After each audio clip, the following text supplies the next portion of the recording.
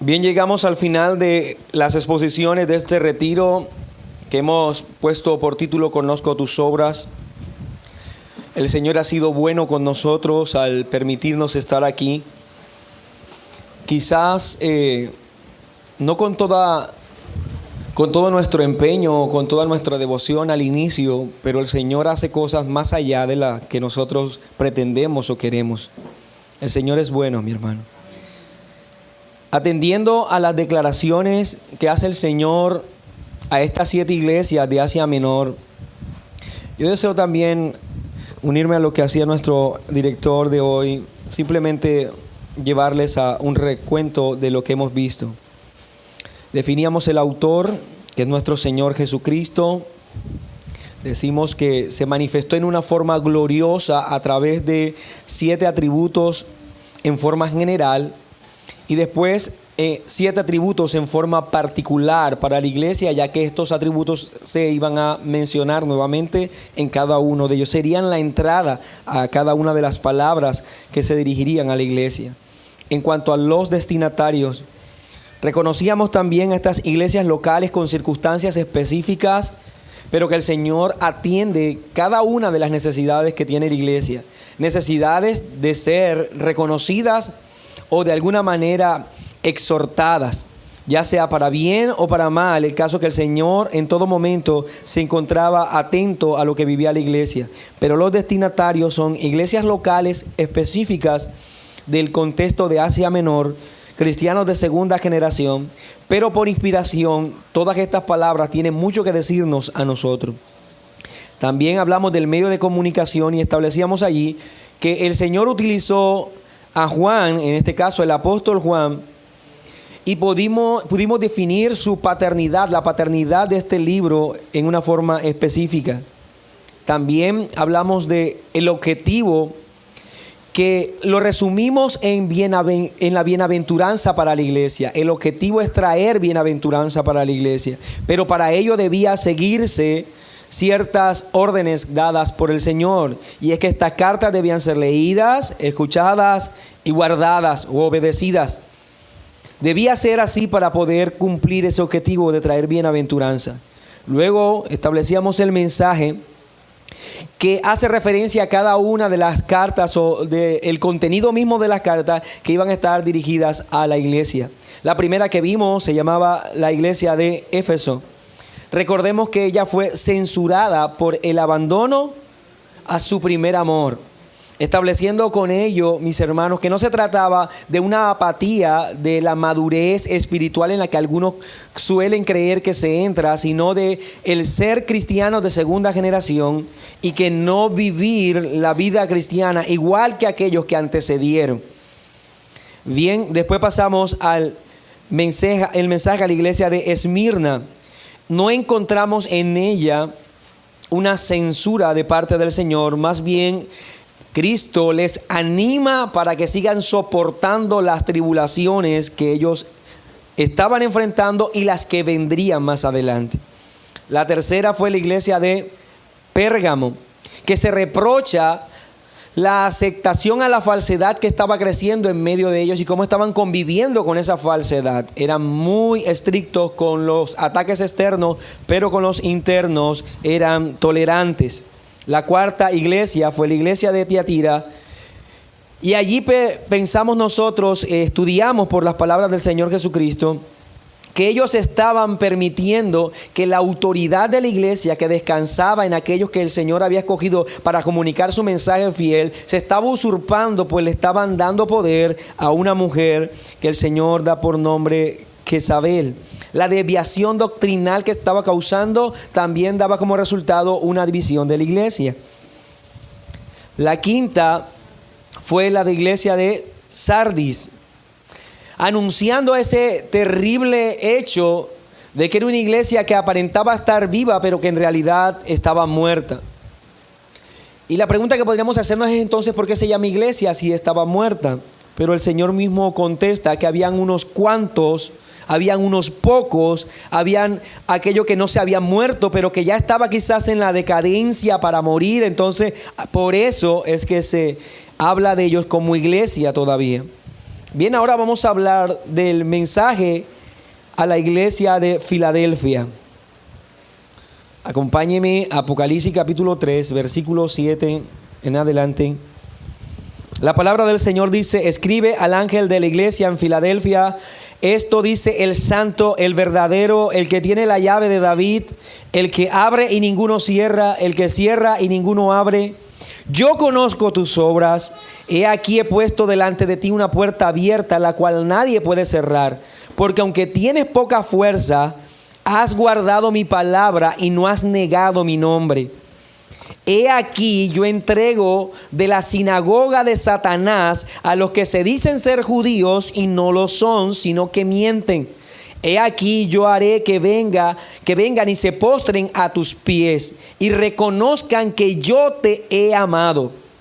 Por cuanto has guardado la palabra de mi paciencia, yo también te guardaré de la hora de la prueba que ha de venir sobre el mundo entero, para probar a los que moran sobre la tierra.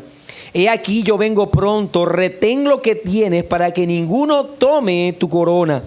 Al que venciere, yo le haré columna en el templo de mi Dios, y nunca más saldrá de allí. Y escribiré su nombre y escribiré sobre él el nombre de mi Dios y el nombre de la ciudad de mi Dios, la nueva Jerusalén, la cual desciende del cielo de mi Dios, y mi nombre nuevo. El que tiene oído, oiga lo que el Espíritu dice a las iglesias. Como venimos haciendo con cada una de las iglesias, primero vamos a describir un poco lo que era la ciudad de Sardis. La de Filadelfia, sí.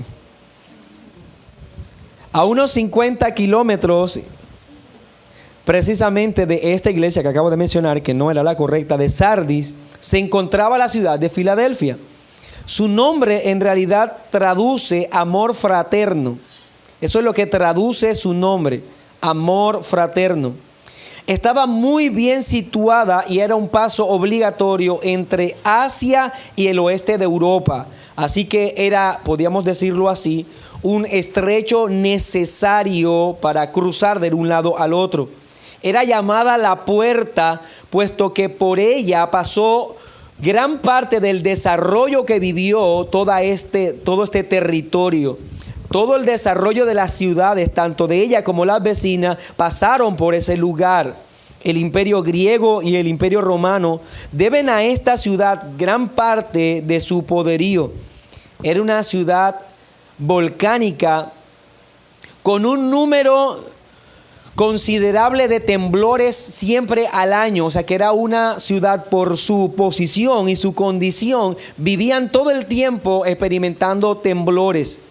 Y muchos de esos temblores pasaron a la historia. Uno en particular que se estaba fichando a inicios de la era cristiana, en el que esta misma ciudad experimentó casi un desastre que lo llevó a la destrucción casi que total.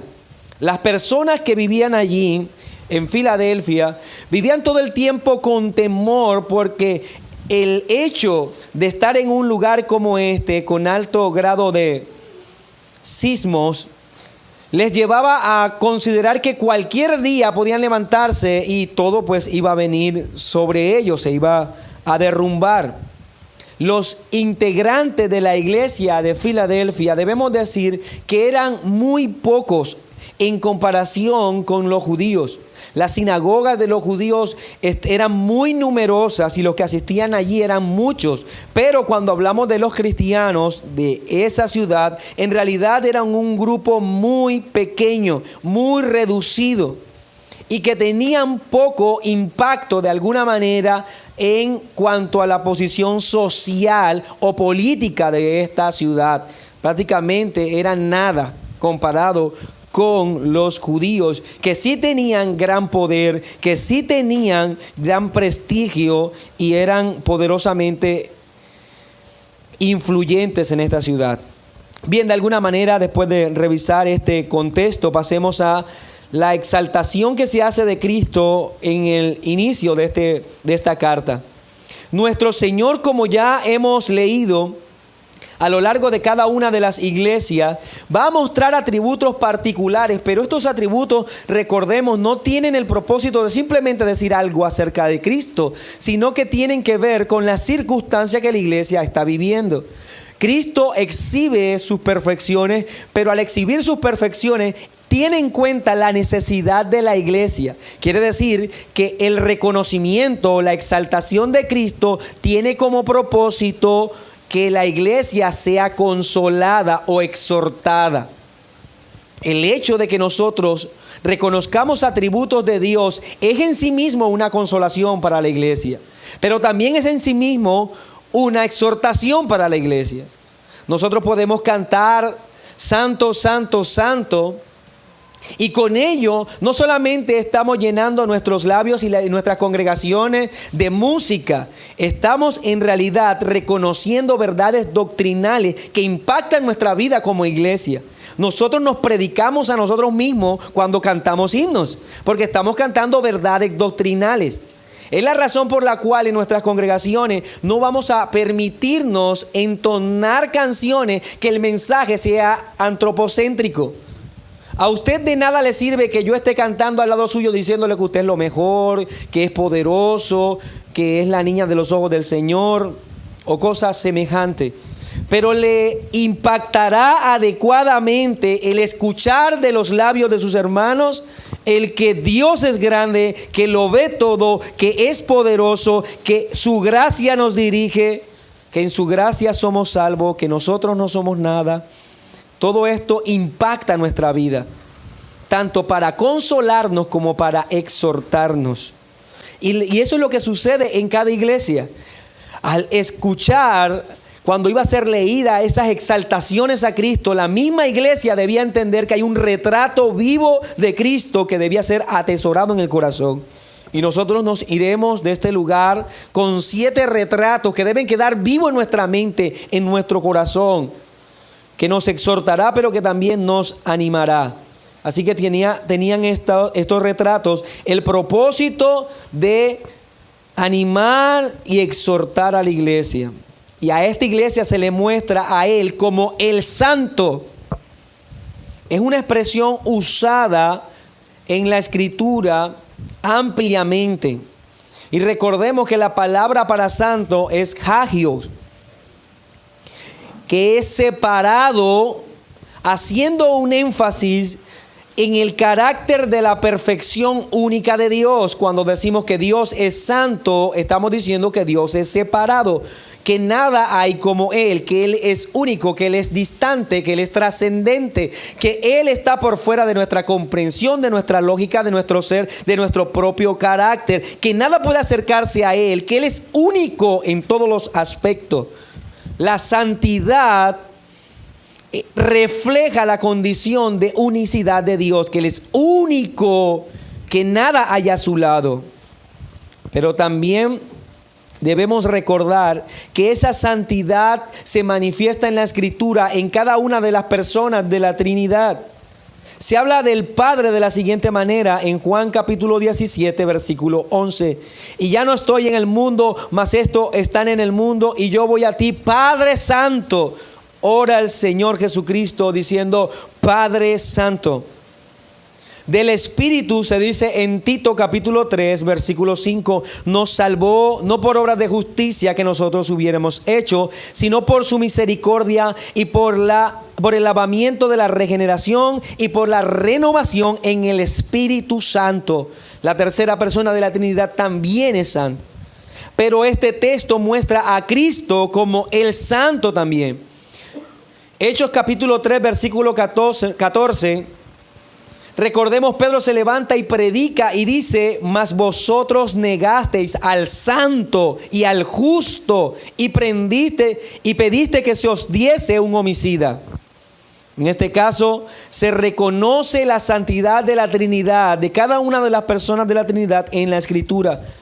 Cristo, hablándole a esta iglesia, quiere que ella recuerde que Él es el santo y que la santidad es la base moral de todos los atributos de Dios.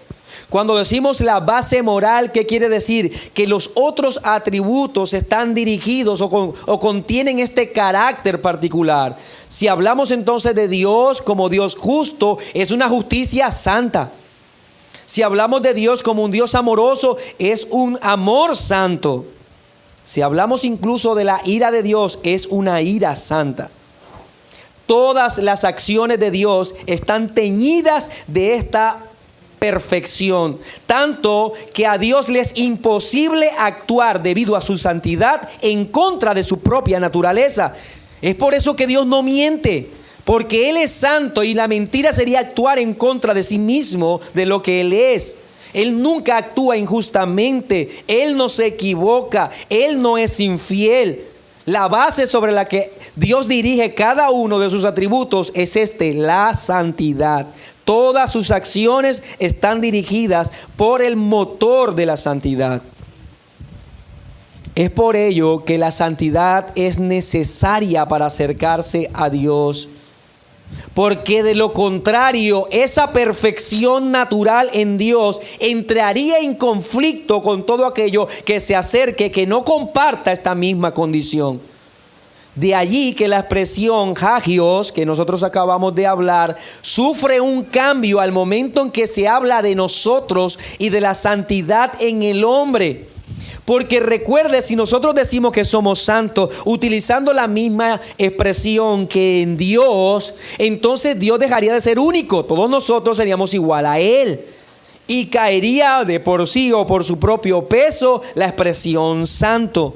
Pero cuando se habla de santo en cuanto a nosotros los creyentes, esta expresión cambia y el término es haiasmos, que no traduce santo, sino santificado.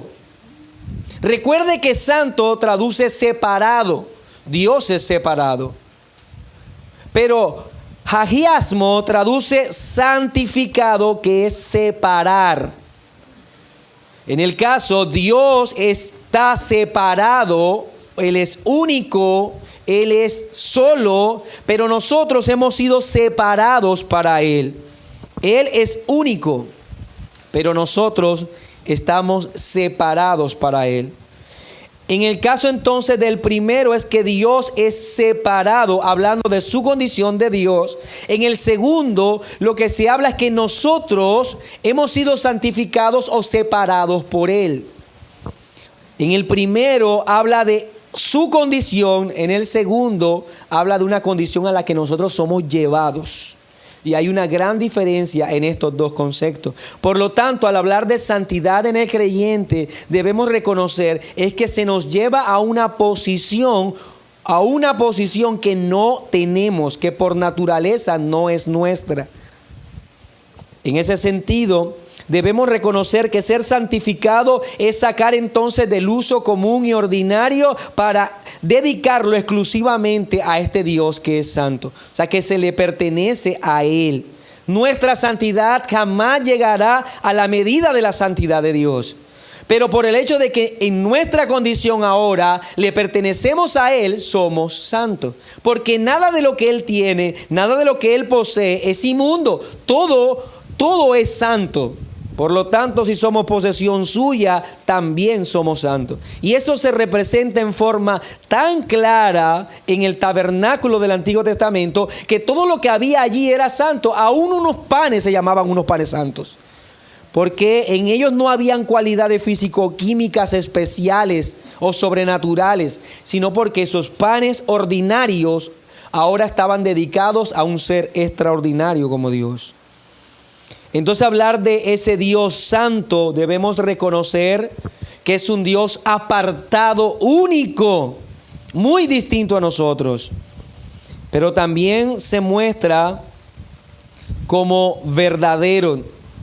Cristo se muestra a esta iglesia como el verdadero. Y esto también es de suma importancia porque vamos a encontrar la expresión santo y verdadero solo 2 veces en la Escritura. Y todas ellas, las 2 veces, lo usa para referirse precisamente a la divinidad. La primera en su sentido plural, o sea, quiere decir a toda la divinidad, a toda la Trinidad. Apocalipsis capítulo 6, versículo 10. Y clamaban a gran voz diciendo: ¿hasta cuándo, Señor, santo y verdadero? Estos dos títulos, santo y verdadero, solo se aplica en este caso para la Trinidad. ¿Hasta cuándo, Señor santo y verdadero, no juzgas y vengas nuestra sangre en los que moran en la tierra? Y la otra es la que nosotros acabamos de leer y que se dedica en una forma exclusiva a Cristo. Él es el santo y verdadero. Escribe al ángel de la iglesia en Filadelfia: esto dice el santo, el verdadero. Así que aquel que es único es aquel que en él reposa toda la verdad y no hay posibilidad de engaño. Se muestra, número 3, como el Mesías prometido a esta iglesia, citando en forma perfecta una profecía de Isaías, que dice Isaías capítulo 22, versículo 22: y pondré la llave de la casa de David sobre su trono, y abrirá y nadie cerrará, cerrará y nadie abrirá. Ahora yo los invito a que notemos una diferencia que hay en el texto, en esta expresión, con aquella que se presentó en esas perfecciones del capítulo 1. Cuando leemos Apocalipsis capítulo 1, versículo 18. Dice: y el que vivo y estuve muerto, mas he aquí que vivo por los siglos de los siglos. Amén. Y tengo las llaves de la muerte y del Hades. Note que allá se mostró a Cristo teniendo las llaves. Ahora se habla a esta iglesia de Filadelfia que Cristo tiene la llave. Si notan ustedes bien, en la primera manifestación se hablaba en plural. Él tiene las llaves. Pero en esta está hablando en singular. Él tiene la llave. ¿Por qué ese cambio de las llaves a la llave? En el primero habla de las llaves de la muerte y del Hades. Quiere decir que el hecho de vivir, el hecho de morir, el hecho de existir en este plano o en el eterno, Él es el que dirige esa existencia o determina el estado de esa existencia. Pero cuando habla de la llave de la casa de David, está refiriéndose al reino que le pertenece. Y no son dos reinos, es uno solo. Él está diciendo: yo tengo la única llave que existe del único reino que hay. Por lo tanto, Él está diciendo: tengo toda la autoridad del reino, me pertenece. Recuerde que en el capítulo 5 de Apocalipsis se muestra a Él precisamente como el único que tiene la posibilidad de abrir los sellos. Esto se repite, y recordemos que son 7 historias, una misma, que se repite 7 veces o de 7 formas distintas.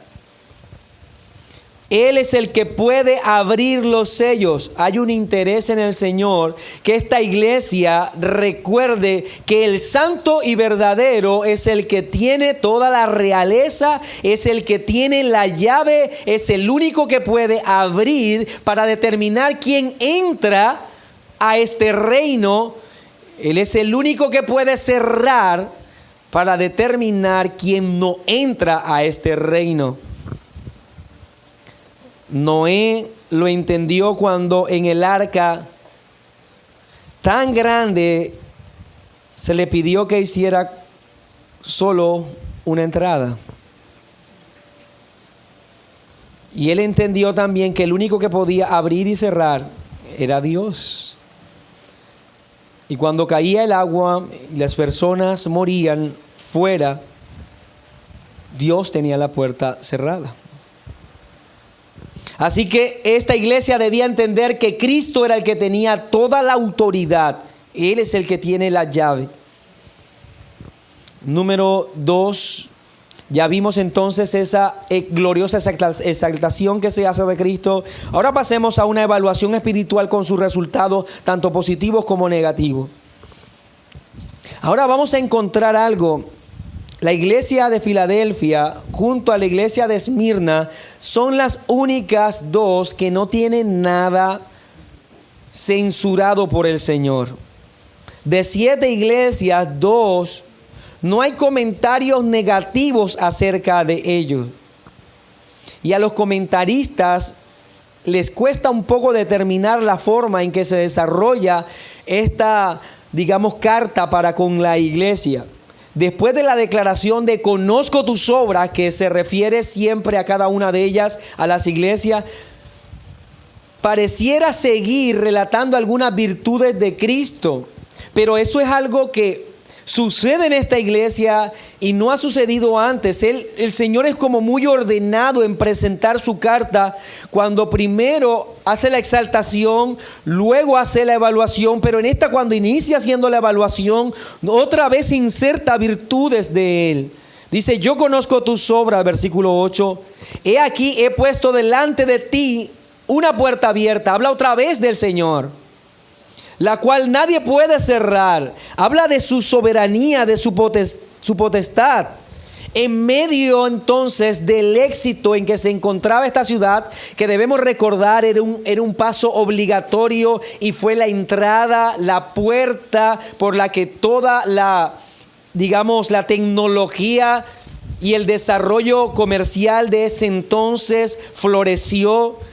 Por aquel lugar, en aquella ciudad en la que todo iba prosperando tanto, los únicos que aparentemente no crecían eran los cristianos. Era una iglesia que era pequeña, eran unos pocos cristianos, eran en realidad ínfimos en comparación con todo el adelanto y todo lo que ocurría en esa ciudad. Todo lo que estaba allí prosperaba. Pero a los ojos de los hombres, la iglesia cristiana era muy pequeña. Y lo que está diciendo el Señor a esta iglesia tan pequeña es: conozco tus obras y yo he puesto delante de ti una puerta abierta. Lo que podría ocurrir en la mente de los hermanos de Filadelfia es que las cosas entonces no estaban bien. Todo, si es cierto, hay una puerta abierta. Podrían considerarlo, Filadelfia es una puerta abierta para todos, pero menos para el cristianismo. Pero recuerde que el Señor se les mostró como que Él es el que tiene la llave del reino. Él es el que abre y Él es el que cierra. Ahora se le dice que Él ha abierto una puerta a la cual nadie puede cerrar. Sin duda, cuando Él habla de la puerta, se está refiriendo al Evangelio. Mientras se predique el Evangelio, habrá una puerta abierta. Ahora, ¿quiénes entrarán por esa puerta? Solo los que el Señor quiera. Pero debe ser la iglesia la que señale esa puerta del Evangelio. Debe ser la iglesia la que invite a todos los hombres a que entren por esa puerta. Entendiendo, mi querido hermano, que cuando nosotros invitamos, atenderán solo a aquellos a los que el Señor les abra la puerta. Pero debemos señalar una y otra vez: quien determinará quiénes entrarán es aquel que tiene la llave. Las llaves no fueron entregadas ni a Pedro ni a nosotros. Esa llave, mi hermano, es exclusivamente del Señor. Pablo y Bernabé, al comentar los resultados del primer viaje misionero, llegaron hasta la iglesia de Antioquía. Y cuando llegaron allá dijeron lo siguiente en Hechos 14:27. Y habiendo llegado y reunido a la iglesia, refirieron cuán grandes cosas había hecho Dios con ellos y cómo había abierto la puerta de la fe a los gentiles. De la predicación del Evangelio es lo que señala esa puerta. La puerta entonces que se extiende al mundo y que la responsabilidad recae sobre la iglesia. Cuán bueno es recordar, mi hermano, esta verdad, que las puertas de la gracia deben ser señaladas por la iglesia. La invitación la debemos hacer nosotros los hombres. Somos como letreros que están anunciando el camino que lleva al Señor Jesucristo, y se nos llama a eso, a ser letreros. Y los letreros no hacen diferencia entre una persona y otra, simplemente anuncian algo. Los que son del Señor, ellos se les abrirá los ojos y verán ese anuncio y entrarán al reino. Bien, después de decir conozco tus obras y agregar como una especie de exaltación más, Cristo presenta 4 alabanzas o reconocimiento para esta iglesia. Recordemos que no hay reproche en ella, no hay reproche que dirija el Señor para ella. Y Él dice que conoce su poca fuerza.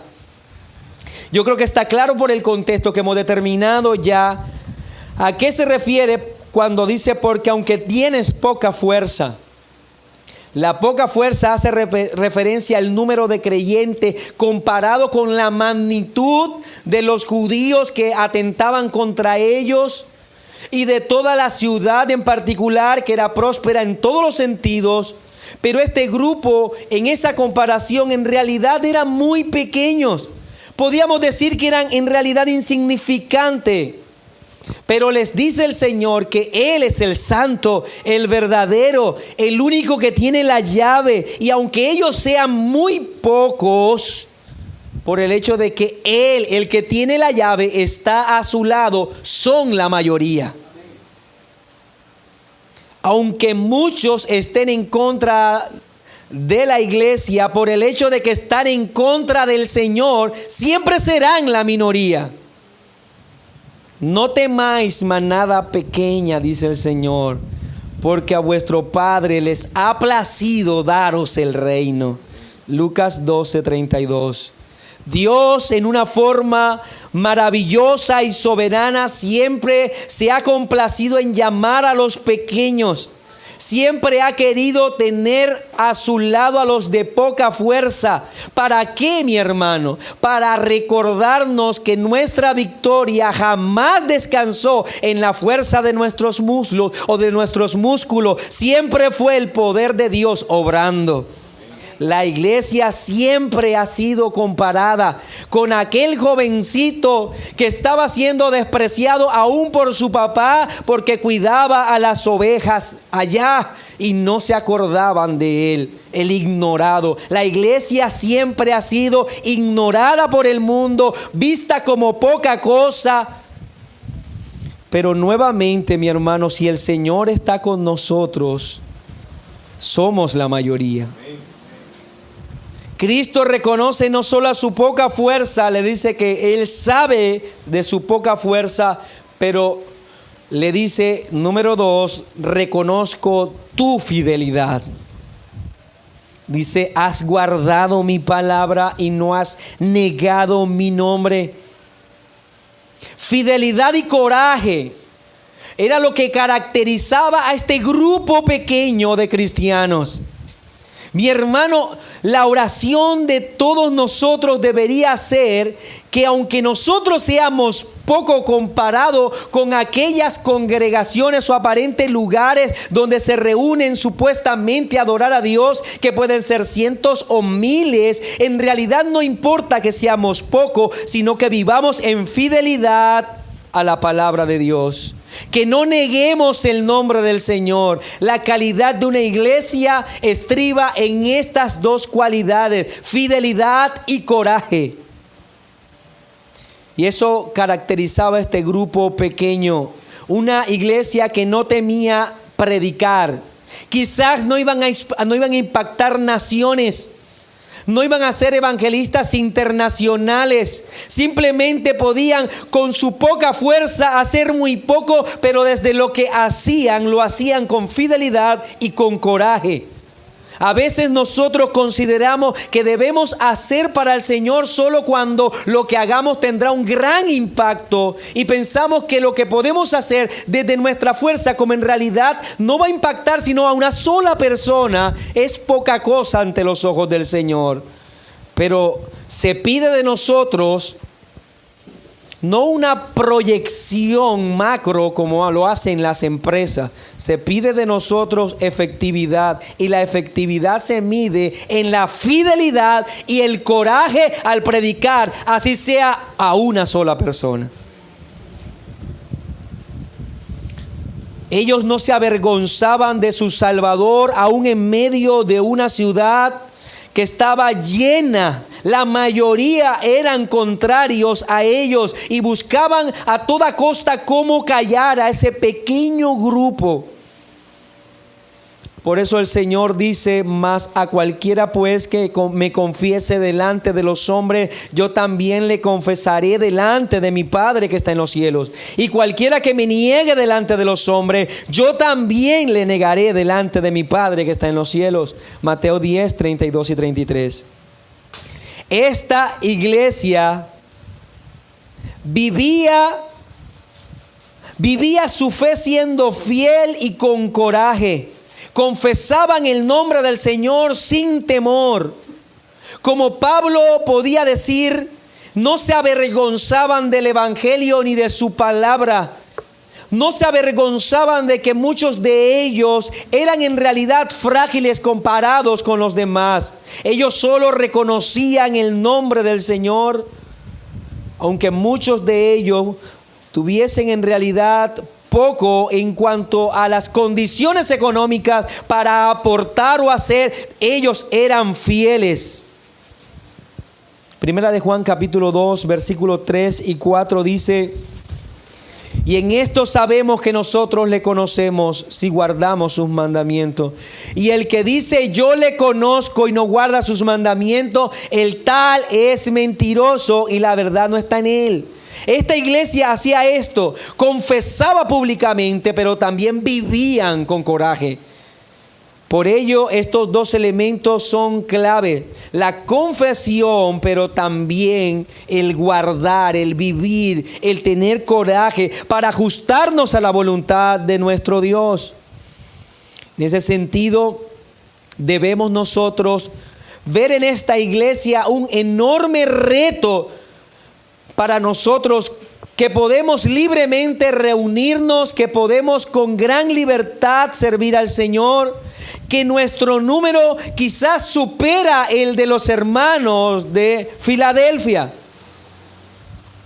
Pero es triste el creer o el ver que nuestro coraje y fidelidad sea inferior a la de estos hermanos. El que dice que permanece en él debe andar como él anduvo. Así que después de hacer una descripción gloriosa de él, pasa entonces a describir también a la iglesia, reconociendo estas maravillosas perfecciones. Ahora hará un llamado. Versículo 11. He aquí yo vengo pronto. Retén lo que tienes para que ninguno tome tu corona. Este llamado, si lo recordamos, se parece bastante el de Tiatira. Pues a ellos se les pidieron que retuviesen lo que tenían. Ahora recordemos lo que pasaba en Tiatira.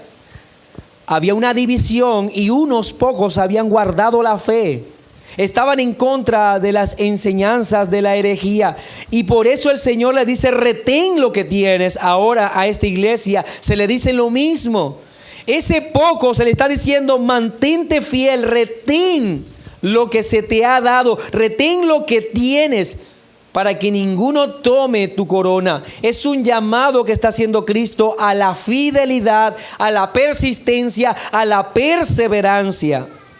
Los judíos se entregaban a los cristianos por considerarles parte de una secta, pero el Señor les invita a ellos que sigan reteniendo su devoción por el evangelio.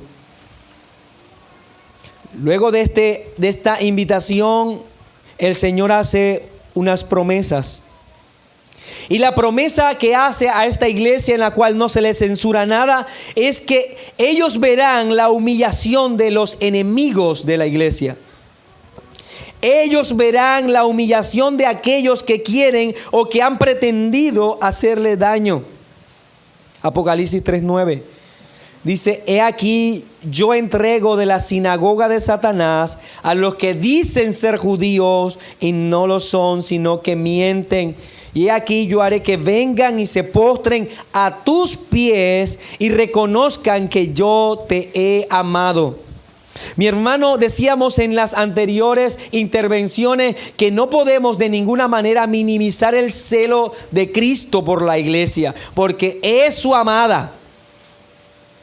Y es importante lo que ya hemos mencionado también del concilio de Jamnia en el año 90 y de cómo se construyen unas maldiciones especiales en ese concilio dirigida específicamente a los cristianos. Declaraciones que invitaban a todo verdadero judío del linaje de Abraham a entregar a estos hombres herejes que pertenecían a la secta del Nazareno para entregarlos al Imperio Romano para ser torturados y humillados. Ahora, la promesa es que estos judíos vendrían a los pies de esta iglesia. Y note lo que dice. El Señor le dice que ellos van a reconocer que la iglesia es la amada. Y a ellos les llama judíos mentirosos, que se llaman judíos pero en realidad no lo son. Ahora, el asunto está en que sí eran judíos, pertenecían a sinagogas, eran genuinos judíos. ¿Por qué el Señor dice que son judíos mentirosos? En realidad no lo eran. Si nosotros recordamos desde el inicio, vamos a ver que el término judío es amado de Dios, traduce amado de Dios. Por eso el pueblo judío iba a ser el pueblo amado del pacto, de ese pacto en el que Dios prometió amar un pueblo especial, de allí el nombre judío. Pero ellos entonces no eran el pueblo judío, no porque no tuviesen el nombre judío, sino porque no eran ahora ya amados de Dios. De allí que el Señor prometa que esa sinagoga de Satanás, que ya no le pertenece, de allí que se llame sinagoga de Satanás, porque como muy bien nuestro hermano Edward enseñaba en el devocional, o estamos con el Señor o estamos con Satanás. O eran sinagogas dedicadas a la exaltación a Dios, o eran sinagogas dedicadas a la exaltación a Satanás. Y ellos ya no eran amados de Dios. Ahora la iglesia es el verdadero Judá. La iglesia es el verdadero pueblo amado del Señor. Ellos hacían parte de todos aquellos que estaban atentando contra los amados del Señor. Y este pueblo amado del Señor está conformado tanto por gentiles como por judíos. Pero lo que en realidad comparten es que los dos vienen y se postran ante el Señor. Sean judíos de nacimiento o gentiles, son el pueblo amado del Señor porque se han venido ante Él y se han humillado. Y el Señor promete que todo aquel que pretendía y que quiere atacar a la iglesia tendrá que postrarse y reconocer que es la amada. Mi hermano, esto no nos lleva sino hasta el momento mismo en que nuestro Señor Jesucristo entre en gloria. Cuando el apóstol Pablo escribe a los tesalonicenses que Él vendrá con voz de arcángel y con trompeta de Dios, y que los muertos en Cristo resucitarán primero, y que nosotros los que hayamos quedado seremos arrebatados juntamente con ellos para recibir al Señor en el aire. ¿Puede pensar usted por un momento en el pueblo que tanto aborreció, en el mundo que tanto aborreció a la iglesia, viendo a esa iglesia siendo levantada y reconocer no otra cosa, sino que esa iglesia en realidad era la amada de Dios y que todos los demás están condenados? No poder reconocer otra cosa que el Señor viene por su iglesia para reinar eternamente con ella. Se deben postrar y reconocer que la amada ha sido rescatada y que reinará triunfante al lado de su amado Salvador. Amén. Se cumplirá aquella promesa de Isaías. Así dijo Jehová el Señor: he aquí, yo tendré mi mano a las naciones. Yo tenderé mi mano a las naciones y a los pueblos levantaré mi bandera. Y traerán en brazos a tus hijos y a tus hijos serán traídas en hombros. Reyes serán tus ayos y tus reinas tus nodrizas. Con el rostro inclinado a tierra te adorarán y lamerán el polvo de tus pies. Y conocerás que yo soy Jehová, que no se avergonzarán los que esperan en mí. Estas promesas no son para el pueblo judío geográfico, es para los amados del Señor, para todos aquellos que se postran ante el Señor Jesucristo. La siguiente promesa es que el Señor les dice que Él los va a preservar de la tribulación. Por cuanto has guardado la palabra de mi paciencia, yo también te guardaré de la hora de la prueba que ha de venir sobre el mundo entero para probar a los que moran sobre la tierra. Entonces esta iglesia tiene elementos distintos a las otras iglesias o congregaciones, puesto que las promesas están mostrándonos un carácter escatológico futuro. La fidelidad de esta iglesia será acompañada de la preservación de Cristo, y ella debe entenderse como la capacidad para seguir siendo fiel a pesar de las dificultades que enfrentan. Cuando hablamos de perseverancia, mi hermano, cuando hablamos de preservación, es el hecho de que Dios va a sostenernos en un estado de gracia y no va a permitir que caigamos de ese estado de gracia a pesar de que seamos triturados. Nos mantendremos allí. De eso es lo que habla el apóstol Pablo cuando dice que nada nos separará de su amor. Que no hay espada, que no hay tribulación, que no hay hambre, que no hay nada creado que pueda separarnos. ¿Por qué? Por nosotros no, porque Él es el que nos preserva. Él es el que nos guarda seguros, mi hermano. Y aquellos que son fieles, les dice que ellos serán guardados por Él.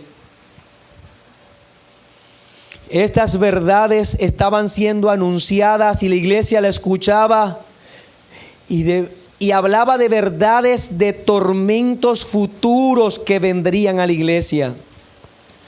Recuerde cuando a la iglesia de Esmirna el Señor le dijo que pasarían por la aflicción por 10 días. La oración sacerdotal de Cristo no fue para que nosotros seamos liberados de las dificultades o las tribulaciones. Él dijo: no ruego para que los quites del mundo. El mismo Señor le está orando al Padre y le dice: no, yo no estoy pidiendo que los liberes de la tribulación.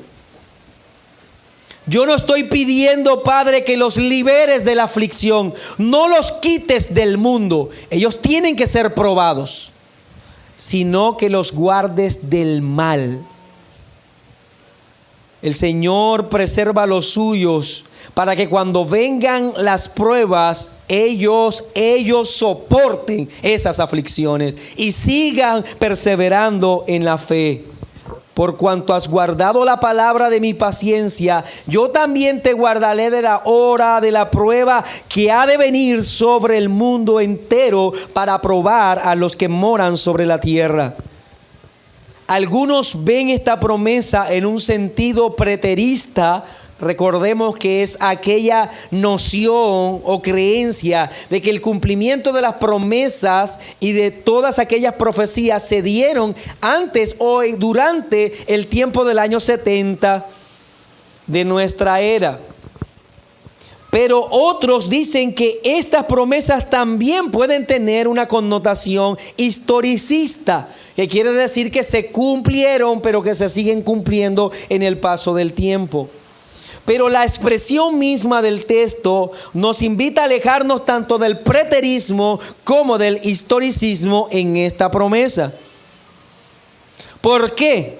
Porque mire lo que dice el texto: quienes van a ser probados no será solamente la iglesia, sino todos los que moran en la tierra. El tiempo de la prueba o la hora de la prueba dice que vendrá sobre el mundo entero, no sobre los judíos de Israel, no sobre la iglesia en periodo de un tiempo, sino de todo el mundo y de todos los que moran en la tierra. Serán probados. Ahora, ¿cómo van a ser probados todos los hombres? Cuando hablamos de ser probados, quiere decir que serán pesados. Se sabrá de qué lado se encontrarán. O harán parte de la iglesia perseguida, o harán parte de aquellos que persiguen a la iglesia. O serán de aquellos que predican el evangelio o aquellos que rechazan el evangelio. Los incrédulos también serán probados, pues ellos tomarán parte, tomarán una posición en los sucesos que vendrán. El Señor Jesucristo dijo en Mateo 24, 21, porque habrá entonces gran tribulación, el cual no ha habido desde el principio del mundo hasta ahora ni la habrá. Él está hablando de un tiempo específico, ¿no? De un tiempo específico en que la tribulación vendría. Y recordemos que esta declaración que acabamos de leer, el Señor la hace como respuesta a la pregunta que le hicieron los discípulos: ¿cuáles son las señales antes del fin y cuáles son las señales de tu venida? Así que Cristo tiene toda la intención de demostrar que habrá tribulación para los creyentes, momentos previos al regreso glorioso de Él. Pero estas palabras transmiten una enorme consolación. Él les dice: ustedes han guardado mi palabra, por eso yo los guardaré de la hora de la prueba que vendrá. Note entonces ese carácter escatológico, pero también consolador. He aquí yo vengo pronto, dice el versículo 11, he aquí yo vengo pronto, retén lo que tienes para que ninguno tome tu corona. Por eso dice que debe ella esmerarse, retener, porque el Señor está cerca y después del venir, esta iglesia recibirá su corona. Nosotros debemos tener algo claro, mi hermano, y es que las tribulaciones no serán por un tiempo. Las tribulaciones no, con el tiempo de alguna manera no se aplacarán o cesarán. No, ellas en realidad aumentarán con el paso de la historia. Y cuando el Señor venga, vendrá a librar a una iglesia sufriente. Y esa iglesia sufriente, pero que persevera en ser fiel al Señor, recibirá su corona. Cuando Él dice vengo pronto, cuando usted lee los libros de historia y los registros que habían de los mártires del primer siglo, ellos sufrían martirio. Y se ha documentado que el consuelo que transmitía un martirizado a los demás que veían a ese hombre que era quemado, que era torturado, era que él, mientras era torturado, viendo a sus hermanos, viendo a los creyentes que luego vendrían después de él para ser torturado, gritaban Maranata.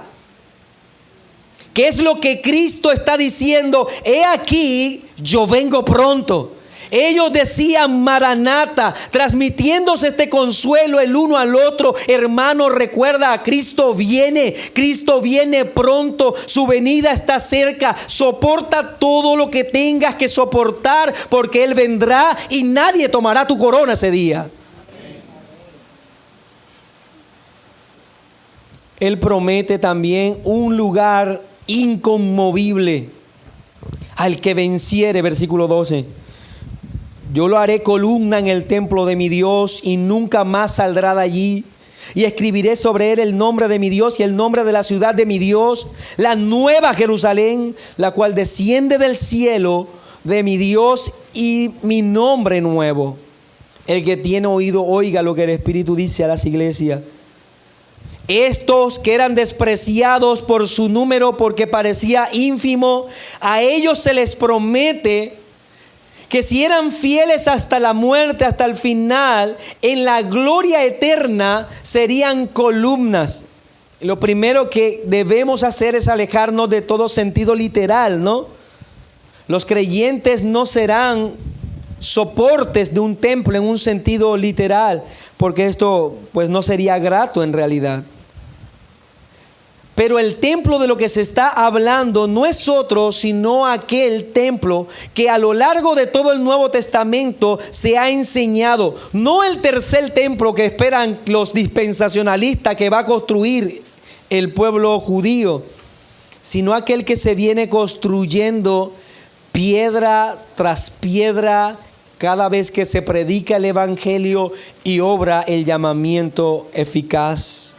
Ese templo es la iglesia, en la que morará la presencia especial de Dios. Somos nosotros, por eso dice, le daré el nombre del verdadero pueblo de Dios, la nueva Jerusalén.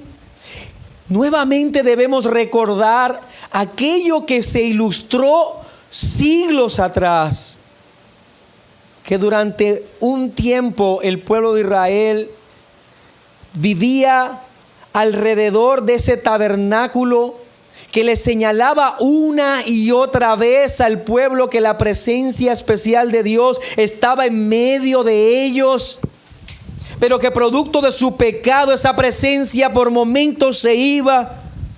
Luego en el maravilloso templo, que se prometía que esa gloria sería mayor, y que sabemos que Cristo mismo es ese templo que entregó su cuerpo para ser triturado, para luego levantar ese glorioso tercer templo que es la iglesia, construido ¿por quién? Por piedras vivas, como dice Pedro.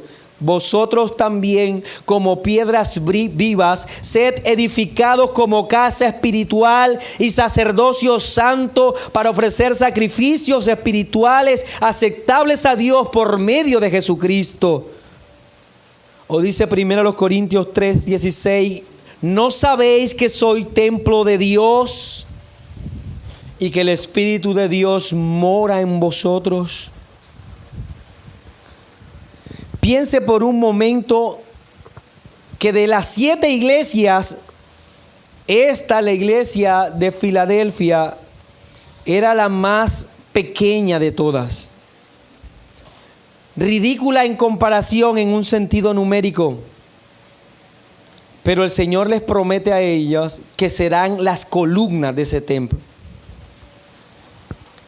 Y las columnas dentro del contexto grecorromano eran sumamente importantes, no solo porque sostenían su infraestructura, sino porque en ellas se labraban las imágenes de los próceres, de los grandes, de aquellos que hacían parte de la historia. Por lo tanto, el Señor les está diciendo, ustedes serán reconocidos. Aquel que quiera ser grande en el reino de Dios debe ser el más pequeño de todos, debe ser el servidor. Aquellos que parecían no tener importancia. Gálatas capítulo 2 versículo 9 dice, y reconociendo la gracia que me ha sido dada, Jacobo, Cefas y Juan, que eran considerados como columnas, nos dieron a mí y a Bernabé la diestra en señal de compañerismo, para que nosotros fuésemos a los gentiles y ellos a la circuncisión.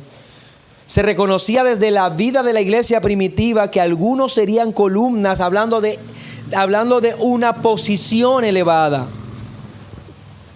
Luego Cristo promete que ellos jamás saldrán de ese templo. Jamás. Decíamos al comienzo que esta ciudad en particular vivía algo. Producto de los temblores, la gente tenía que correr todo el tiempo. Estos cristianos sin recursos y que eran pocos tenían que irse y luego encontrarían lo poco que tenían en el suelo. Los demás eran prósperos y podían nuevamente edificar sus casas y sus templos. Pero para ellos era sumamente difícil. Y era algo tormentoso pensar en que vendría un terremoto y quitaría lo poco que tenían. Y el Señor les promete a ellos que nunca más tendrían que salir de ese templo. Él promete que ellos estarían con Él por la eternidad. Juan lo ve más adelante cuando dice: vi un cielo nuevo y una tierra nueva, porque el primer cielo y la primera tierra pasaron y el mar ya no existía más. Y yo, Juan, vi la santa ciudad, la nueva Jerusalén, descender del cielo de Dios, dispuesta como una esposa ataviada para su marido. Y oí una voz del cielo que decía: he aquí el tabernáculo de Dios con los hombres. Y Él morará con ellos y ellos serán su pueblo y Dios mismo estará con ellos como su Dios. Enjugará Dios toda lágrima de los ojos de ellos y ya no habrá más muerte, ni habrá más llanto, ni clamor, ni dolor, porque las cosas primeras pasaron todas.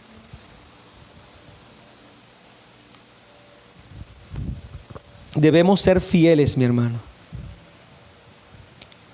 Y aunque seamos pocos comparado con otros, en realidad a nosotros se nos pide no es número, sino fidelidad. Bien, mis hermanos, tengo una iglesia más por delante, así que por favor acomodes un poco más. Conozco tus obras, el mensaje de la iglesia a la Odisea.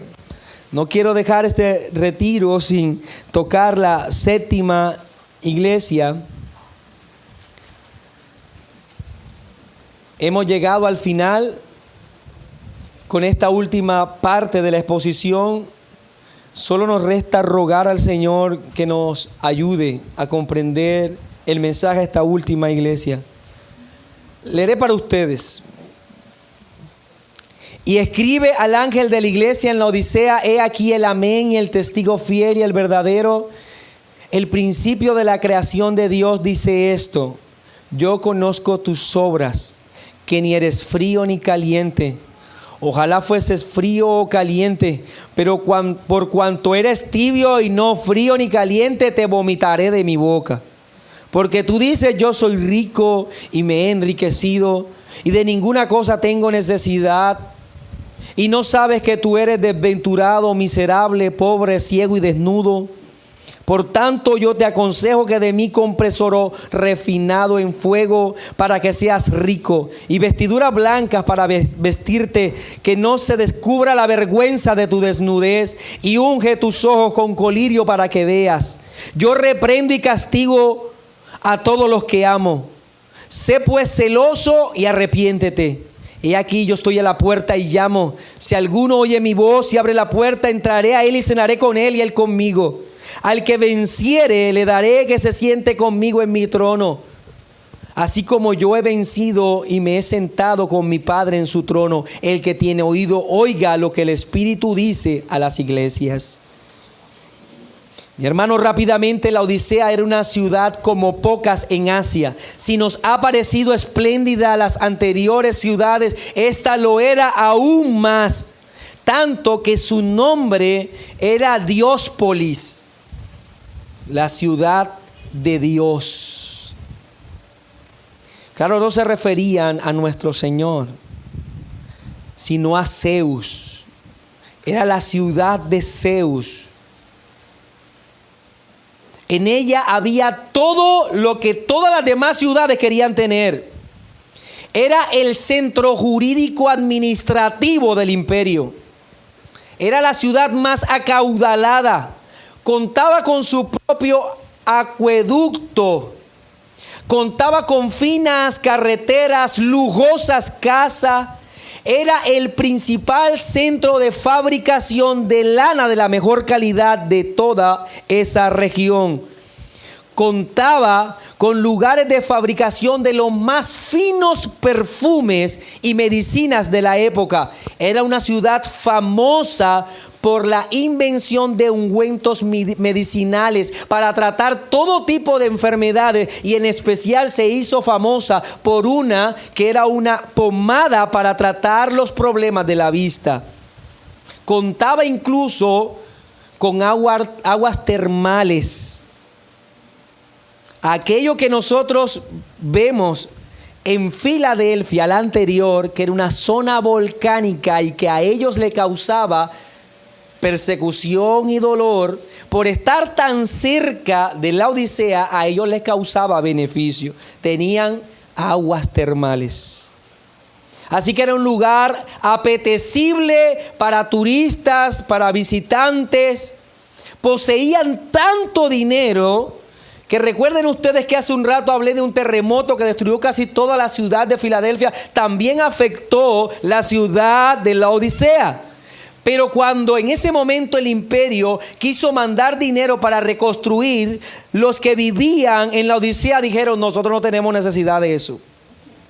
No necesitamos dinero, y ellos reconstruyeron todo inmediatamente. Tenían lo suficiente. Bien, de alguna manera podemos decir esto acerca de la ciudad. Ahora veamos la exaltación que se hace a Cristo. Ahora, aquí cabe también resaltar algo.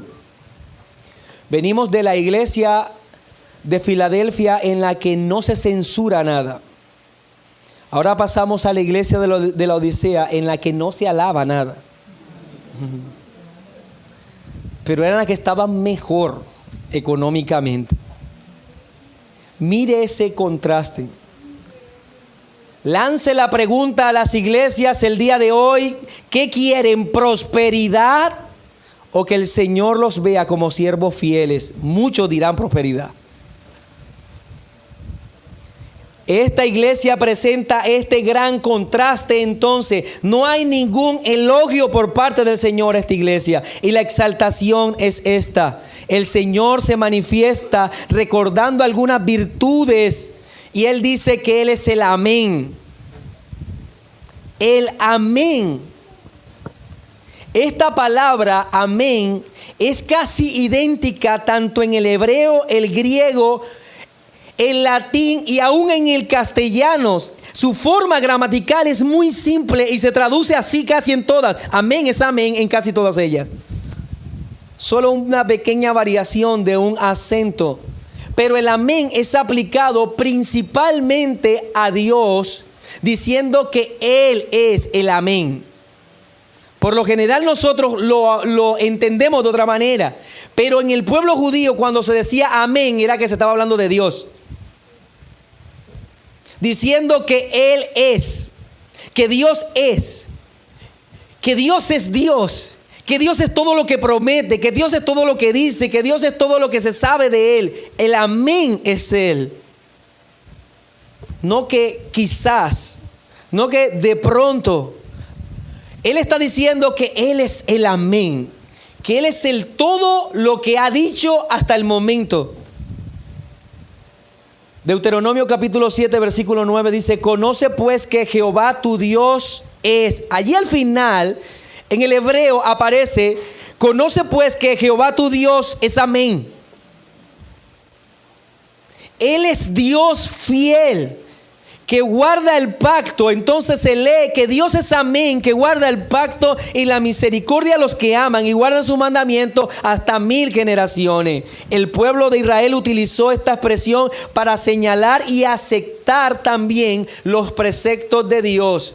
Como Dios era el amén, todo lo que venía de Dios en cuanto a ordenanza, todo lo que de Dios venía como una ley o como una orden, el pueblo debía responder si se sometían a esa declaración de Dios con un amén. O sea que el amén para el pueblo judío significaba: nos sometemos a la voluntad del amén. El amén, que es Dios, ante su ley ellos contestaban amén también. Deuteronomio capítulo 27 versículo 15: maldito el hombre que hiciere escultura o imagen de fundición, abominación a Jehová, obra de mano de artífice, y la pusiere en oculto. Y todo el pueblo responderá y dirá amén. Y ese amén significaba: me someto a lo que estoy escuchando de Dios.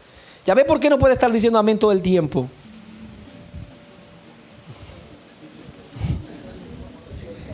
Luego pasó a ser la respuesta en el cristianismo a la exaltación de las gloriosas perfecciones de Dios. Note, en el cristianismo se decía entonces amén cuando se exaltaba algo de Dios. O sea que si una persona hablaba algo de Satanás, no se decía amén. Porque recuerda, se está definiendo que es Dios, que se somete a su autoridad y que se está exaltando a Él. El amén estaba dirigido solo cuando se hacían expresiones gloriosas de los atributos de Dios. Y eso se ve muy temprano en la Escritura, aún en el Salmo 106, versículo 48. Bendito Jehová Dios de Israel desde la eternidad hasta la eternidad. Y diga todo el pueblo, amén, aleluya. Entonces el amén se dice solo cuando se exalta un atributo de Dios. En el paso al pueblo gentil, cuando ya se sale del círculo judío, el cristianismo, entonces vamos a ver que este amén pasa a ser la respuesta a las oraciones hechas a Dios desde las congregaciones. Pero este amén tiene una connotación totalmente distinta a las anteriores. 1 Corintios capítulo 14, versículo 16. Porque si bendices solo con el Espíritu, el que ocupa lugar de simple oyente, ¿cómo dirá el amén a tu acción de gracias? Pues no sabe lo que has dicho. Ahora, ¿qué diferencia hay en este amén que acabamos de decir a todos los aménes que estuvimos hablando? En todos sus usos, el énfasis es en realidad en Dios y su capacidad de llevar a cabo lo que Él ha dicho. En Dios es un así es, porque Él es. Pero en el amén construido en las oraciones, no es un así es y un así sea. En Dios es un así es, porque Él es. En las oraciones es un así sea. Esta expresión, amén, en nuestras congregaciones expresa el anhelo del creyente en que la oración o la declaración que estamos haciendo por nuestras oraciones cuente con la aprobación de Dios, cuente con su buena voluntad, que el Señor quiera que sea así, es lo que se está diciendo. Que el Señor permita que sea así. Nuevamente, ninguno de estos usos nos permite el tomar el amén como una muletilla para estar hablando todo el tiempo y ante cualquier cosa, incluso de herejía, decir amén, que no guarde en relación con la que nosotros acabamos de hacer referencia. El Señor se presenta a la iglesia y le dice que Él es el amén. Él es la expresión de la fidelidad de Dios. Él es Dios. En Él, dice la Escritura, todas las promesas son sí y amén para la gloria de Dios. No solo se trata de que el Señor es amén, sino que Él es amén, amén, amén. Dice el texto y hace una repetición de términos, unos sinónimos que juegan con Él. Dice que Él es el amén, el fiel y verdadero. Pero la palabra fiel y la palabra verdadero traducen lo mismo. Por lo tanto, lo que el Señor está diciendo, que Él es el amén, amén, amén. No hay duda de que Él es el verdadero, de que todo lo que Él dice que hace, lo hará. En Él no hay duda, en Él no hay mudanza, mi hermano. Él es veraz, Él es ciertísimo, Él es amén. Ahí puede decir amén. La segunda forma en que se manifiesta a esta iglesia, es que Él es el principio de la creación.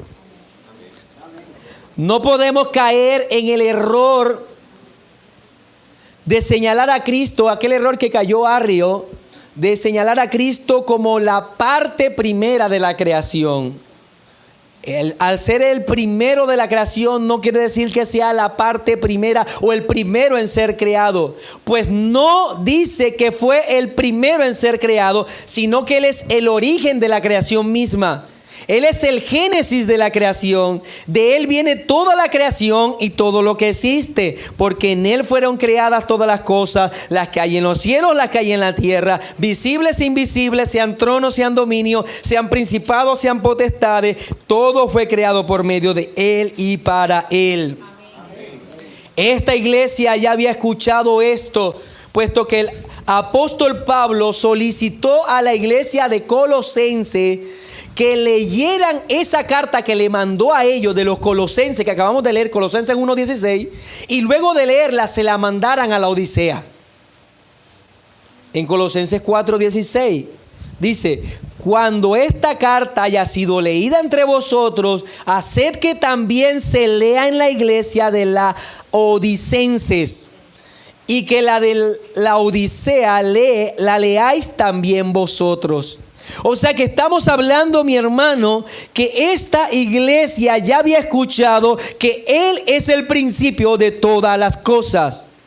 Por tanto, al unir estas dos expresiones, lo que entendemos es que el Señor se mostró a esta iglesia como el que es la fidelidad de Dios, y que todo cuanto existe proviene de Él, que Él es el dueño de todo, que no hay nada que no salga de su mano, que el mundo físico o el mundo espiritual le pertenecen. Él es el dueño de todo. Él sí puede decir que es el dueño del oro y la plata. Luego, después de haber hecho esta exaltación, rápidamente vamos a una evaluación espiritual con sus resultados positivos y negativos. Ya advertimos en este primer vistazo que el Señor, cuando dijo conozco tus obras, ahora va a listar una cantidad de actividades en las que no vamos a encontrar ni una sola buena. Todas serán desaprobadas por el Señor. Y yo sé que nosotros, tú y yo, tenemos tanta insensatez en nuestro corazón que creemos que no podríamos encajar en esta congregación tampoco. Que sí, de verdad, esta iglesia era de lo peor. Había que desaprobarla. Pero piense por un momento, el Señor conoce nuestras obras. Conoce tu rebeldía, conoce tu impiedad, conoce lo que es digno de censurar de ti. Antes de pensar en la iglesia lodicense, ¿no será que si el Señor mira a nuestro corazón tampoco encontrará algo bueno? Quizás no vea nada que resaltar y que alabar, sino todo que censurar. Recuerde que uno de los objetivos de esta charla no era mirar hacia afuera, ¿no? Lo dijimos al inicio. Conozco tus obras. ¿Y qué reprende de ello? Lo primero, su tibieza espiritual. Yo conozco tus obras, quien eres frío ni caliente. Ojalá fueses frío o caliente, pero cuanto eres tibio y no frío ni caliente, te vomitaré de mi boca. La razón por la que esta iglesia no se habla de ninguna tensión, note algo, en todas las otras congregaciones, en otras iglesias, se habla de alguna manera de un problema con los judíos, ya sea con los nicolaitas, con los de Jezabel, o en este caso con los de Balán, o que el pueblo judío hacía tensión. Aquí no hay nada. Mira, esta iglesia vivía en una completa paz y tranquilidad. Esta iglesia lo tenía todo. No había problema, no había dificultades, no había nada, no había conflicto. Lo único que había eran cosas aparentemente buenas. Y la razón por la que esta iglesia no tenía ningún conflicto era porque ella no hacía nada. Porque ella no obraba, porque ella no predicaba. Pero se mantenían en una aparente cristiandad.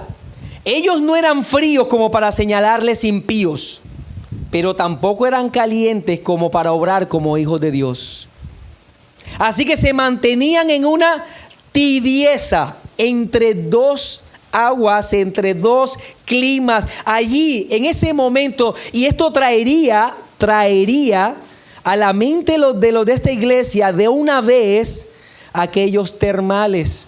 en que la gente vendría a echarse y relajarse y sentir que estaban disfrutando de la vida, que no había nada por qué preocuparse, que todo lo que tenían era placer. Los termales invitaban a relajarse, y esta iglesia era una iglesia tibia como sus aguas termales. Una iglesia que vivía en comodidad, lo suficientemente tibios para mantenerse cómodos en la fe. Ellos eran pueblo, pero un pueblo sin sobresaltos en la fe. No había predicación del evangelio, no había defensa de la fe, no había tensión en la filosofía con el mundo. La tibieza que narran en la Odisea, que se narra en la Odisea, es una de las más grandes enfermedades que puede experimentar la iglesia del Señor. Y mi hermano, si algo le debes temer tú, es a la tibieza espiritual.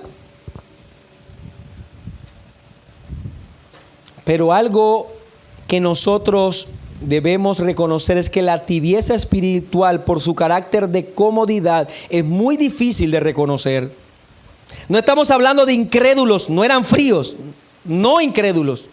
No nos referimos tampoco a apóstatas. Mi hermano, estamos hablando de creyentes, de personas que creían en Jesucristo, que entendían la salvación por gracia, de creyentes que veían la Biblia como la palabra de Dios. Ellos eran aquellos que se conformaban solo con saber que tenían nombre de cristiano, aunque nunca en sus vidas demostraban valor o pasión por su Señor. Simplemente encajaban en ser cristianos y se sentían cómodos de que la salvación estaba en el Señor, aunque nada hacían para ello. Al final la salvación no es por obra, dicen algunos. Ellos entendían que el Señor les había salvado, pero esta no era la pasión de su vida, solo era una verdad, pero una verdad que los llevaba a estar cómodo. Y mi hermano, una verdad que te lleva a estar cómodo es un camino seguro al pecado. Es un camino seguro al abandono de la fe. Es un camino seguro a traer deshonra al cristianismo, a violar los preceptos del Señor. ¿Cuántos cristianos nominales no llegan a las iglesias el día de hoy? ¿Cuántos no podemos recordar nosotros de que sus condiciones eran en realidad, o pensábamos en ellos, en cristianos, pero que eran cristianos tibios con una cómoda situación? Las más grandes verdades de nuestra condición, la riqueza de la gracia de Cristo para la salvación, nuestra alma siendo asegurada por el Señor. Podemos predicar de todo esto, y yo solamente pienso en aquellos que, como respuesta a todas estas gloriosas verdades de las que hemos hablado durante estos 4 años, lo que brota de su alma es un bostezo.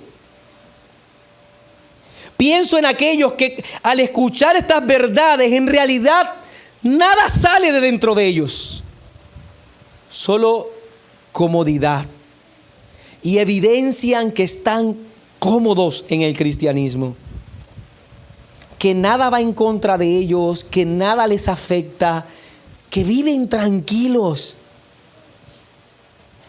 Las aguas tibias de la Odicense también tenían propósitos medicinales. Eran usados no solamente para relajar a las personas, sino para incitar al vómito. Debido a sus condiciones químicas, ellas incitaban al vómito cuando se tomaban. Y el propósito era expulsar un daño que persistía en quedarse dentro del cuerpo. Lo que el Señor está diciéndole a esta iglesia es que la tibieza que ellos tenían estaba dañando a la iglesia, que lo único que debía hacerse si persistían en esa tibieza era ser expulsada, ser vomitada. Notemos que el Señor no dijo: yo te vomito de mi boca. Él le dijo: te vomitaré. dándole la oportunidad a la iglesia de reconocer hoy su tibieza y afirmarse. Él habló en tiempo futuro, le está dando oportunidad a los creyentes a que entiendan que la vida cristiana no se vive bajo comodidad, pensando que hemos sido salvos por gracia y esto no representa para nosotros nada. Entraremos al reino de los cielos cargados. Pero también reprende su aparente prosperidad. Piense por un momento en las iglesias anteriores. Pareciera que estuviésemos enfrente de las declaraciones de algunos de los que forman parte de la iglesia supuestamente del Señor de hoy. Ellos se veían a sí mismos sin ninguna necesidad. Ellos se veían bendecidos, prosperados y en victoria. Ellos medían su realidad espiritual con la cifra de sus ingresos, con lo opulento de sus lugares de reunión. Se jactaban de estar bien, pues tenían un músculo económico que era fuerte y ellos les llevaba a expresarse de esa manera. Estamos bien, somos ricos, somos prósperos, lo tenemos todo, vamos por más. ¿No les parece la predicación del día de hoy? ¿Cuán parecido es a lo que se enseña hoy? Tanta pretensión saliendo por la boca de algunos que dicen ser creyentes, pero en realidad no lo son. Es por eso que podemos decir que cuando el Señor ve el evangelio de la prosperidad, lo único que le produce es asco. No produce sino náuseas. Las palabras pronunciadas por estos creyentes tibios no eran nuevas. El Señor está citando el libro del profeta Oseas. En Oseas 12:8 dice: Efraín dijo, ciertamente me he enriquecido, he hallado riquezas para mí, nadie hallará iniquidad en mí, ni pecado en todos mis trabajos. Mire cuánta presunción. En medio de su reprensión señala la realidad de su estado, que está tan ajeno a lo que ellos creían.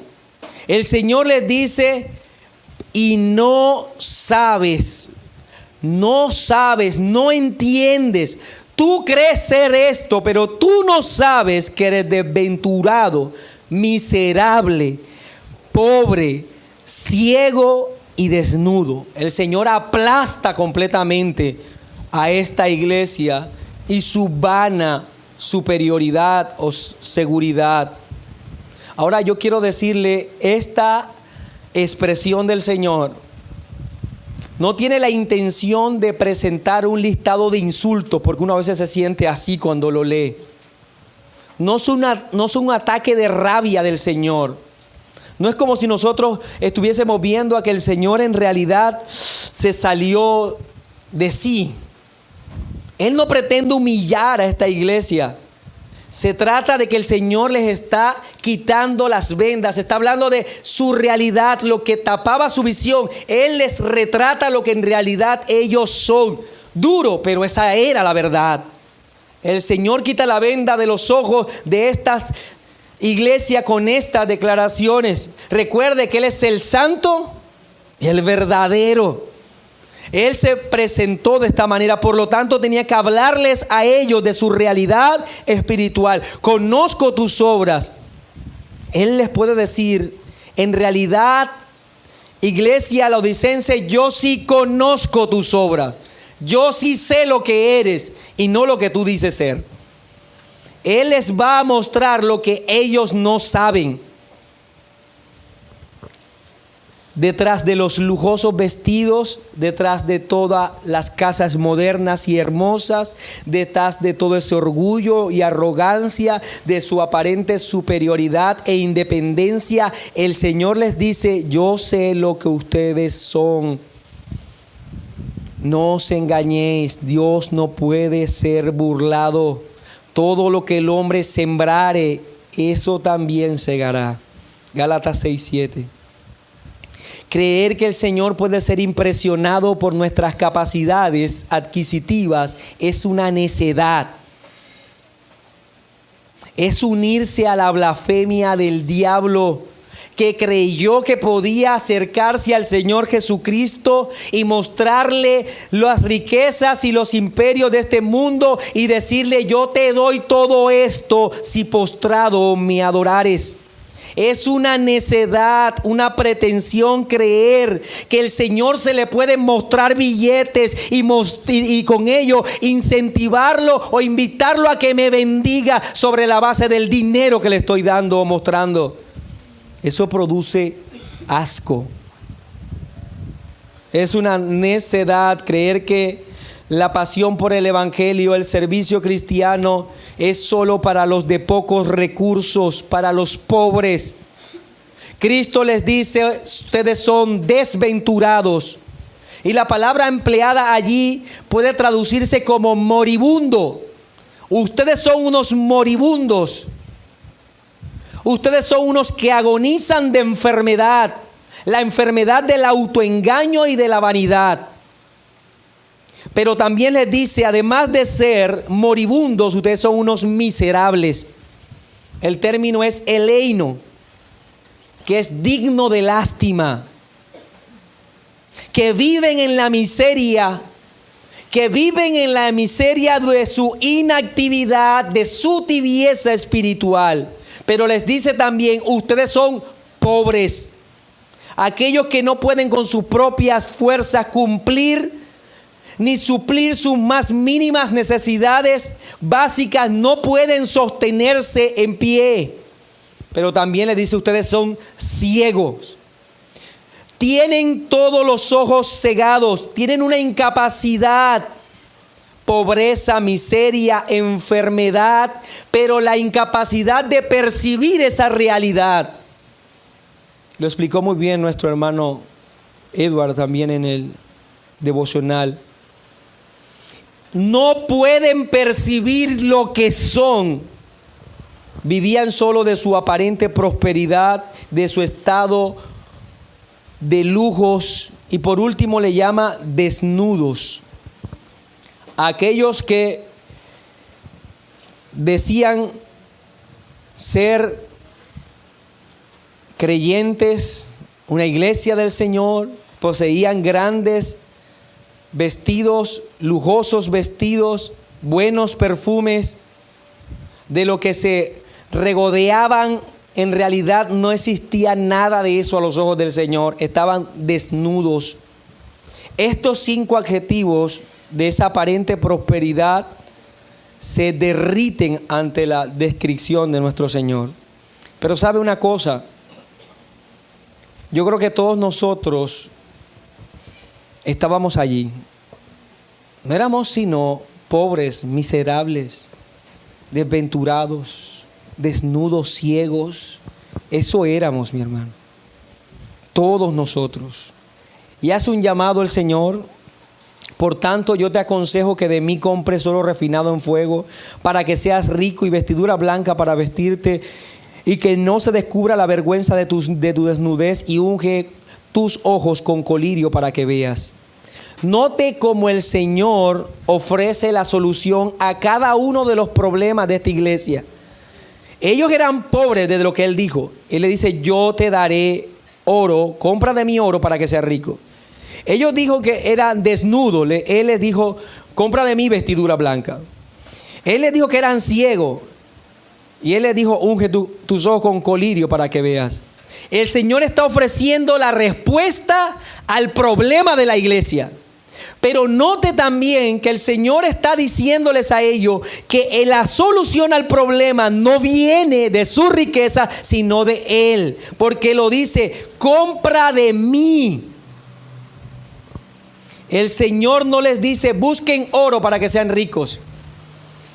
Él no les dice: busquen vestiduras, busquen ungüentos medicinales. No, Él les invita para que entiendan que sin Él no podrán tener nada de eso. No habrá riqueza, no habrá vestidura blanca, no habrán ojos abiertos sin Él. Mi hermano, nosotros podemos tenerlo todo en materia de bienes en este mundo, y si no lo tenemos a Él, somos unos miserables. No tenemos nada.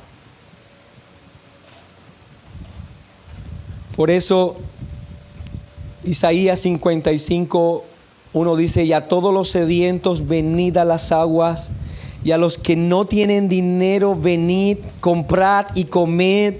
Venid, comprad sin dinero y sin precio vino y leche. Mire, todas las riquezas de la gloria de nuestro Señor se adquieren admitiendo nuestra condición de desventurado, de miserable. La gracia no admite orgullo alguno. La gracia no permite que nosotros vengamos delante de Él creyéndonos algo. La gracia, mi hermano, anula toda nuestra pretensión. La salvación no se debe, la salvación se otorga gratuitamente por Dios en su amor y su misericordia. Todos los que claman entendiendo su pobreza, Él les permite que compren. Y miren, ellos que dicen: yo no tengo nada sin ti, a ellos les dice: cómpralo sin dinero. Aquellos que dicen: soy ciego sin ti, Él limpia sus ojos. Aquellos que admiten: estoy desnudo sin ti, Él los viste de justicia. Mi hermano, el reconocimiento de la gloria de Cristo, el reconocimiento de nuestra condición delante de Él, en realidad traerá a nuestra vida la mejor de la prosperidad, que no es nada en este mundo, sino en la gloria eterna. El Señor dice: compra vestiduras blancas para cubrir tu vergüenza. Y esto debe llevarnos al jardín del Edén, en donde Adán y Eva experimentaron la vergüenza del pecado, la desnudez que era gravosa para ellos, y con sus propias fuerzas y su dedicación o su esmero para cubrir esa vergüenza, no lo hicieron adecuadamente. No lograron cubrir su vergüenza. Dios es el que toma y hace vestiduras para aquellos que son incapaces de cubrir su propia vergüenza. Mi hermano, el carácter de la justificación en estas palabras es enorme. Nuestro Señor Jesucristo, su obra en la cruz, lo que Él hizo, logró, mi hermano, que tú y yo, al reconocer nuestra pobreza delante de Él, recibiéramos entonces oro refinado, ungüento para nuestros ojos y vestiduras de salvación y justicia. Isaías 61:10 dice: en gran manera me gozaré en Jehová, mi alma se alegra en mi Dios, porque me vistió con vestiduras de salvación, me rodeó de manto de justicia, como a novio me atavió y como a novia adornada con sus joyas. Esta ciudad, que era reconocida entonces por todo ese poder, por todo ese prestigio, por todo ese dinero, eran ciegos y no veían su condición. Por eso, el conocido escritor del himno Sublime Gracia dice lo siguiente: fui ciego, sin Dios eso era. Hoy veo, perdido y Él me halló. Mi hermano, esta es la gran noticia del Evangelio. El Señor hoy llama a su iglesia a que entienda su condición y le promete: al que venciere, le daré que se siente conmigo en el trono, así como yo he vencido y me he sentado con mi Padre en su trono. El que tiene oído, oiga lo que el Espíritu dice a las iglesias. El Señor promete no una prosperidad aquí. El Señor no promete tronos aquí. El Señor dice que aquellos que entiendan su condición de desventurados, de pobres, se sentarán con Él en la gloria eterna, en la mayor riqueza, mi hermano, que es estar a su lado. Así llegamos al final de este retiro y de estas exposiciones. Yo creo que tenemos tanto por agradecer, porque el Señor con su palabra nos haya nutrido, nos haya enseñado, advertido, exhortado, consolado.